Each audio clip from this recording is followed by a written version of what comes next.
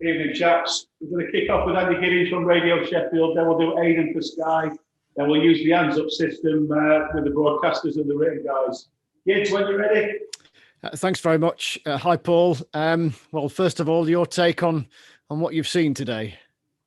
Yeah, it's a difficult one, wasn't it? A difficult one to watch, a difficult one to be involved in, and then an emotional dressing room to be in at the end. So yeah, it's sort of topped off a really difficult week for a lot of people. That what has been said in the dressing room? Describe that emotional state then. Yeah, I'm not going to say what's been said, you know that, but yeah, it's emotional. It's a tough time. From a personal point of view, I wasn't working directly with Chris, but he's a mate and he brought me to the football club. For everyone else in that dressing room, he was the leader on a daily basis and someone who has shared a lot of good times and success with, and it's the end of all that. So it's an emotional time for a lot of people. Do you think then that emotion got to the players today? And when it went 2-0, look, Leicester were ruthless, weren't they? That there was a kind of collective switching off. Yeah, Leicester were ruthless. I've just been speaking to Brennan there, and he was saying how good they were, and they were. But there was a lot of habits from our boys, which that success hasn't been built on. And I think you're right in saying that it's the week that's taken its toll, and it's the effects of that. What can be done in a very short space of time to essentially lift a flat football club, not just the players, but all concerned after the departure of such a huge influential figure over things? Yeah, well, I think in the short term, we've got a small matter of an FA Cup quarter-final, which is ideal for the players. You know, what an opportunity. So they're very much looking forward to that, and it's a great game to have after that and after the week that they've had, because those opportunities don't come around very often. And we have to grasp that.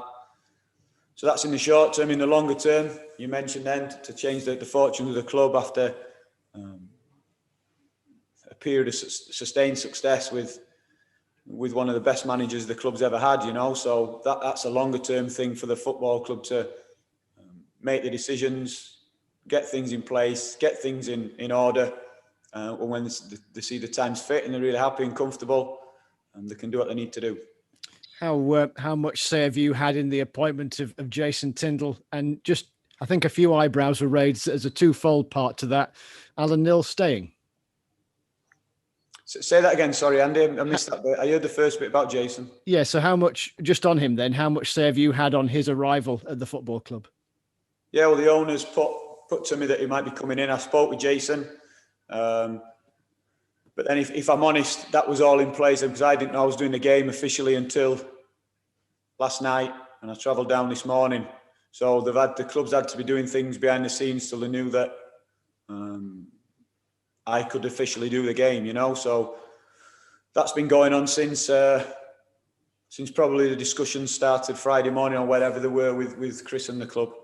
And how important is it that there is the crossover period then, that Alan Knill is staying around between now and the end of the season? I'd love it. I'd love Nilly to stay. He's someone who I respect massively and been a big part of the success of this football club. And I'd love Nilly to be staying. Just finally, I mean, you've been a successful manager in your own right, just up the road in Barnsley. You've managed, an even bigger club with respect in Leeds United. Do you view this as a big opportunity for you?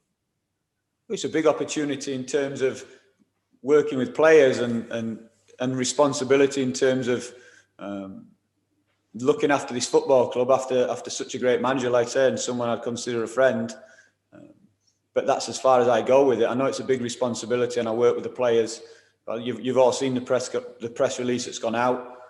I'm doing it until the end of the season, or until told otherwise. That's it, and that's my focus. You know, my focus is solely with the players.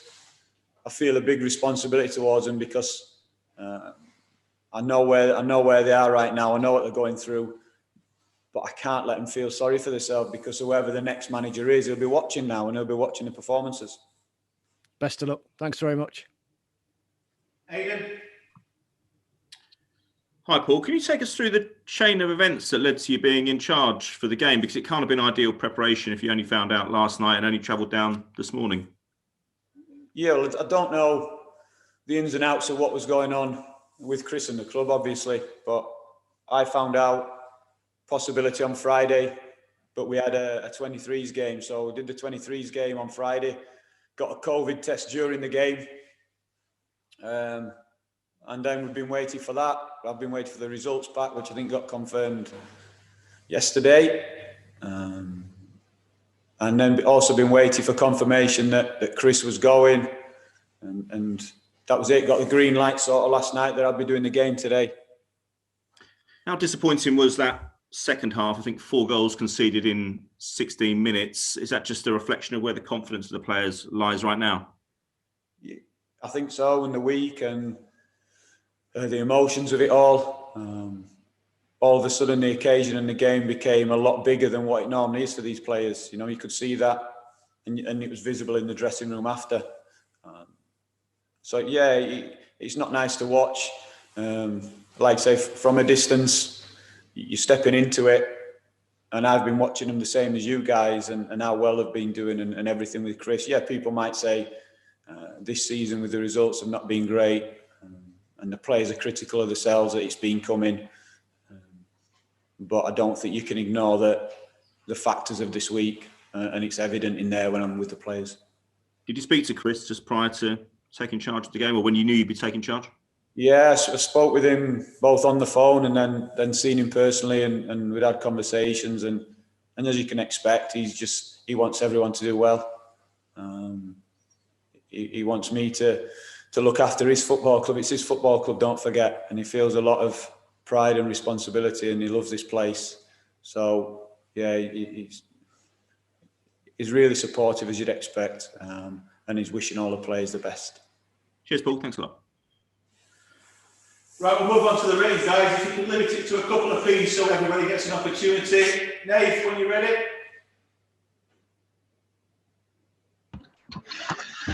Paul, we had a real positive today with Iliman and Jai coming in.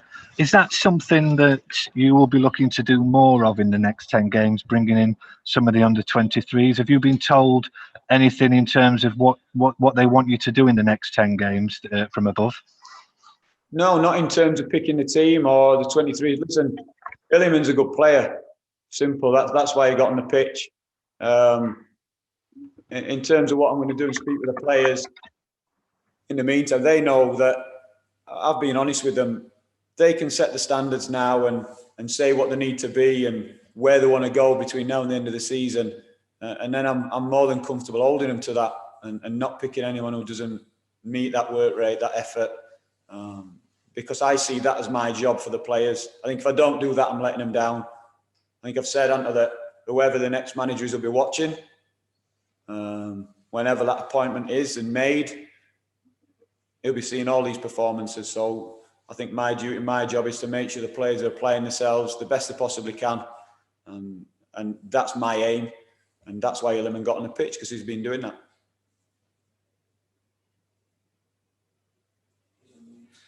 James. Yeah. Hello, can you hear me, Paul? Yeah, got you. Yeah, that's all right. I was just wondering how, just on a personal level, I know football's a ruthless business, but because of your personal relationship with people here, how difficult it's been for you stepping into the breach? Yeah, it's not. Listen, I can't sit and say it's a nice situation. It's not at all. I think the fact I've done it before, I think the fact I've been in Chris's shoes and experienced that, I've been in Nilly's shoes and experienced that, and I've done this before as well, sort of helps me deal with it, because we all understand where each other are.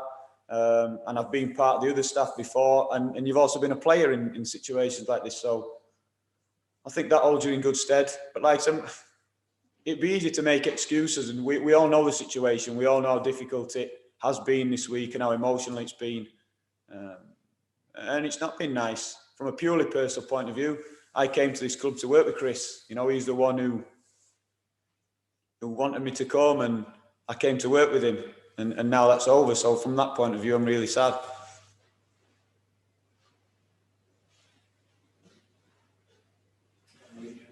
Paul Doyle.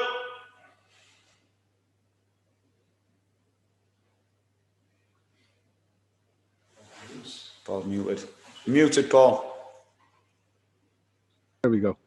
Yeah. Sorry, Paul. Just a quick one. I just wanted to clarify. David McGoldrick wasn't in the squad today. Is he injured, or is there some other reason for that? Yeah, injured.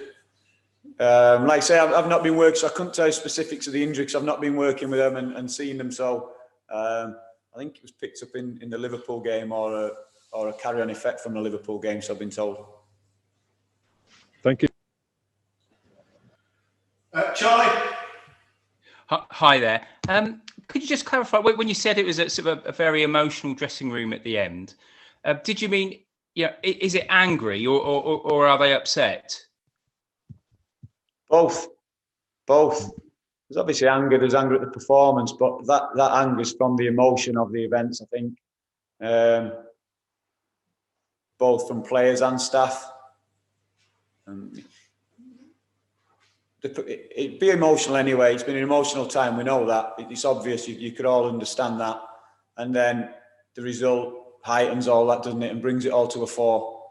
So, yeah, they're the emotions. Stu? Hi, Paul. Do you think towards the end the players were feeling sorry for themselves? And if so, how do you shake that before the Chelsea game?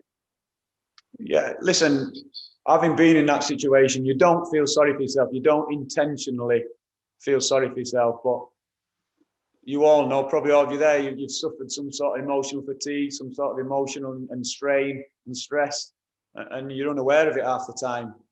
And it's that subconscious element that, from my point of view, I thought crept into the day today. Oh, good. Thanks all. Thanks for your time. Thanks, guys.